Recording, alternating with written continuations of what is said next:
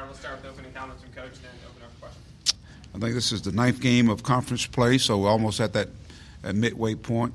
We travel to play against an A&M team, a team we play home and home each and every year. And looking forward to a game that's going to be highly anticipated. They're a team that size is their biggest advantage. They shoot it and go get it. And we've got to be able to rebound by committee. We've got to be able to defend. Davis, outstanding player. Williams, he's a high riser. The Gilder kid has played well against us in the last couple of years. He's played really, really well, and we've got to do a better job on him. They've added some guards, so it's the same team from last year, but they've added some pretty good talent in the guards. Starks and the Wilson kid. They're a very good basketball team, and so they hadn't had everybody together until here recently, and they're playing a lot better now, and I know we're going to get their best shot. So, again, going to College Station is not a very easy place to win. They've done a good job in terms of taking care of the home court. I think they lost a couple of games, one in conference play, a couple in conference play. So, and we've got to play a lot better than we played even in the last game in Oklahoma State. We've got to be able to shoot the basketball well. We've got to be able to continue to defend. More importantly, keep them off the boards. I think second chance points are going to be big in this game, and also get to the free throw lines. And on the road, you got to make shots. We got to be able to shoot the basketball and get off to a much better start. You know, those slow starts are the things that are really kind of hindered us a little bit. So we've got to come out, survive the first punch, and punch back. All right, with Mike.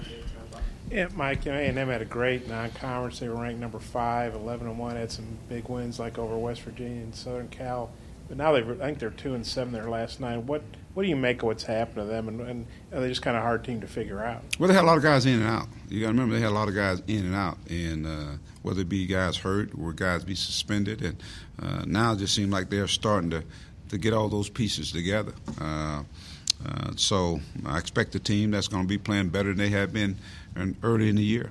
It's like I said, when you got newcomers that are coming on board, and a lot of the newcomers are guards, but the guys that the Davis kid, the Holt kid, who was hurt quite a bit, he was out quite a few games, and even Gilder just got back here recently from an injury. But when you got new guys and old guys, you put them together, it's a different year. It's a different team. And so I'm sure they're finding that chemistry, their roles, and understanding that. And they're deeper than they have been in the past. I know that for a fact. So the guard play, I think, has improved. When you got a guy like Williams, a guy that can go get you double-double anytime, every night. Davis, a guy that can get a double-double. Treacher, what's the name? Morales. Just call him Tony. Huh? No, I ain't gonna call him Tony. Morales, good player. And as I said, Starks, they've added some good players, Caldwell and the Wilson kid. So it's a team that added depth. The Flag kid. But again, it's just getting all those pieces to come together, Bob. That's all. And we know our league is really, really good. And if you're not ready, when you don't come out ready, man, you can lose some games quite easily. And you look at our schedule, even here, a basket here, a play there, it changes the dynamics of our record at this point in time. On the road, those slow starts you've had on the road, is it simply just getting the defense to transition to offense, or is it a mixture of both that you've got to really get going to get that game started? I just think we got to come out, we can't come out on our toes. I think we got to come out, we can't come out, we got to come out and really come at it. Can't come out on our heels. I think we got to come play on our toes, and we got to come back and punch back.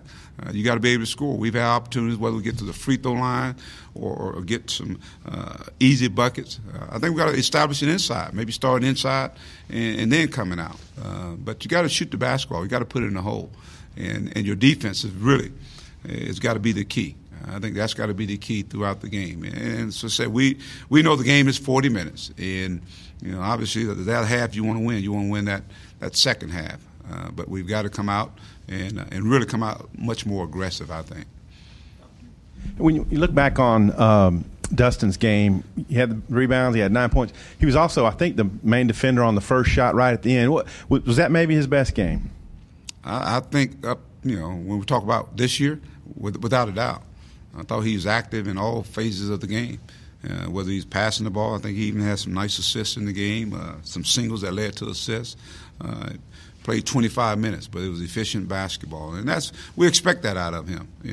I love to see him even do more in the middle of that zone that we played against in Oklahoma State. I mean, he was open quite a bit right there in the middle of the zone, but I think his just being real active defensively, fixing things on defense, rebounding the basketball. I mean, he was one rebound, 1 point away from a double-double. He had 10 rebounds, so.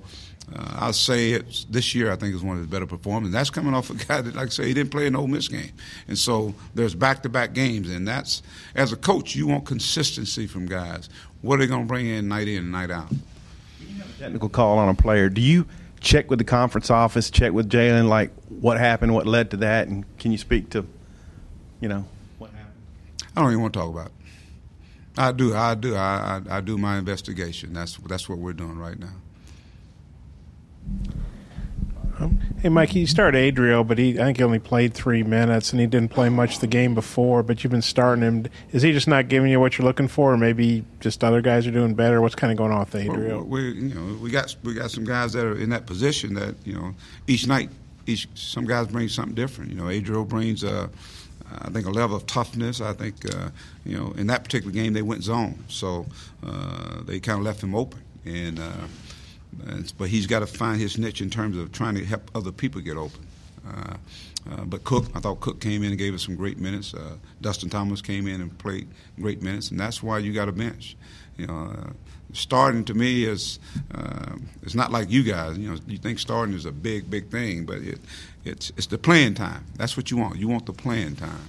And when guys go out there, I want them to play efficient minutes. So, but hopefully Adriel can give us something as we get ready to play Texas A&M. We need him. We need his energy. We need his athletic ability out there.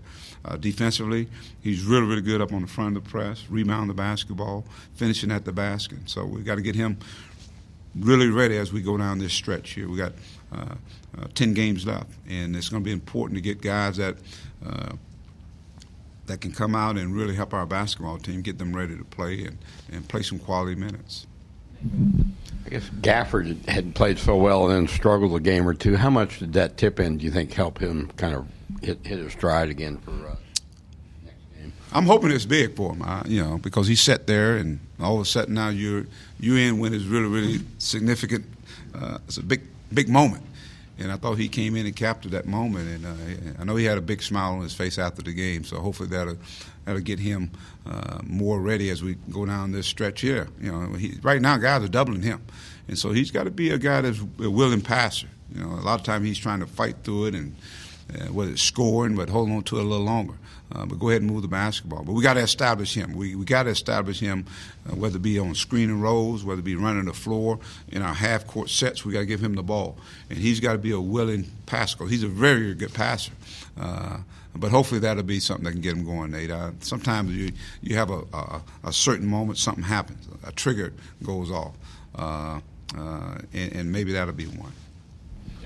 When you look back at the week Darryl had to help you come from behind in those 2 wins and get the SEC Player of the Week, can you just reflect back at what he was able to do for you guys last week? Well, congratulations, Darryl. I'm happy for him, excited for him. I just think he's playing some of his better basketball right now. I think he's a lot more relaxed. Not only that, he's doing more than just scoring for us. He's playing efficient basketball. He's playing team basketball. He's rebounding at a high level. He's assisting at a high level, and it just seems like he's just having fun out there. I mean, he's starting to embrace some of those moments I talk about.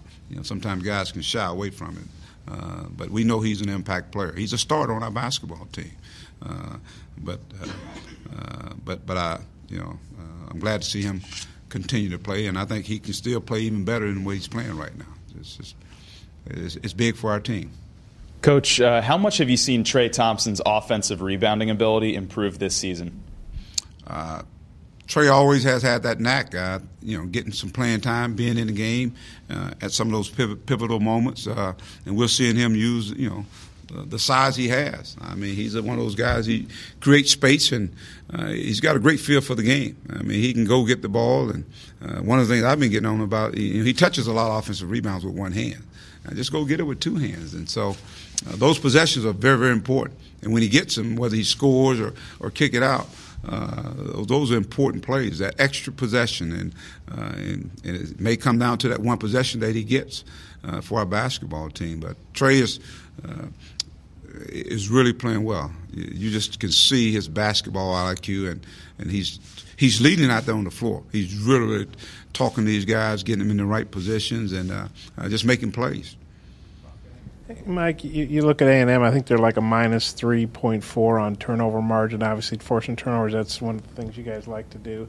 How do you see that part of the game playing out? Well, I'm sure Billy's going to have those guys prepared. I mean, we're going to do what we do, and I'm sure they're going to do what they do in terms of attacking and rebound the basketballs. But we can't play a half-court game. And so we've got to be able to be disruptive defensively and get in the passing lanes, be quick to the ball.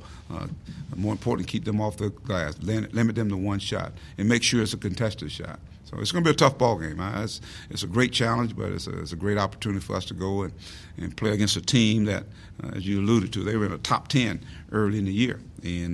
But those players hadn't gone anywhere. Like I said, it's just they had some guys that were out, and now they're starting to get it back together. So they're a very good basketball team.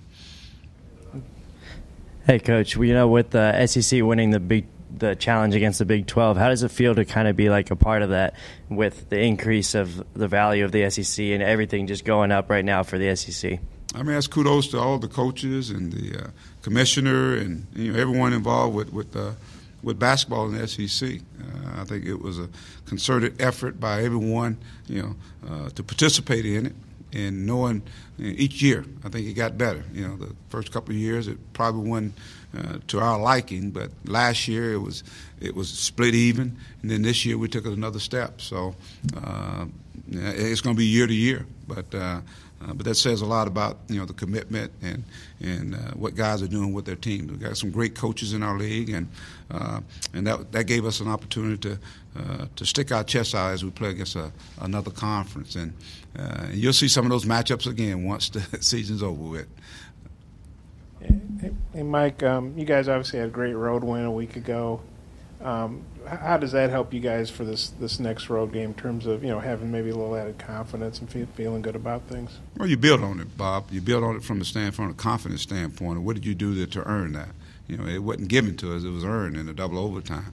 I thought we defended well, especially going down the stretch. We didn't panic. We played with poise. We took advantage of our strengths and tried to eliminate our weaknesses, which a lot of people would say rebound the basketball. And even in that game, it was back and forth.